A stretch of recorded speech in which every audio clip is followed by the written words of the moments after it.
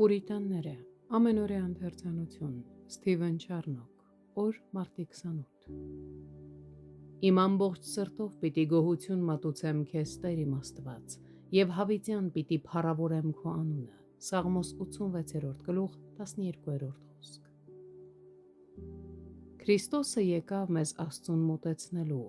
որովհետև Քրիստոսը մեկընդմիշտ չարչարվեց մեր մեղքերի համար, մի արդար անարդարների համար, որպեսզի մեզ Աստծուն մոտեցնի։ Առաջին Պետրոս 3-րդ գլուխ 18-րդ խոսք։ Արդյոք նա եկավ մեզ Աստծուն մոտեցնելու մեր բոլոր արատներով, որոնց պատճառով զատվեցինք Աստծուց։ Ոչ, այլ մեզ բերելու այնպիսի զգեստով, այնպիսի վիճակով, որով մենք կարող լինենք հաղորդակցվել նրա հետ։ Միթե կարող ենք այդպիսին լինել առանց նոր բնույթի և Աստծո հոգևոր նմանության։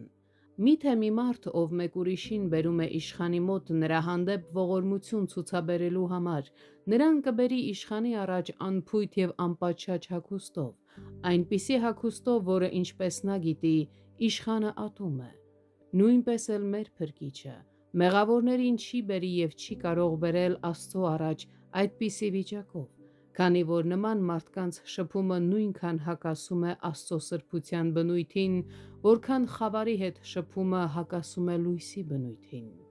Միթե կարող ենք մտածել, թե Քրիստոս եկավ մարդկային բնությունը Աստծո հետ հաշտեցնելու առանց փոխելու այն սկզբունքը,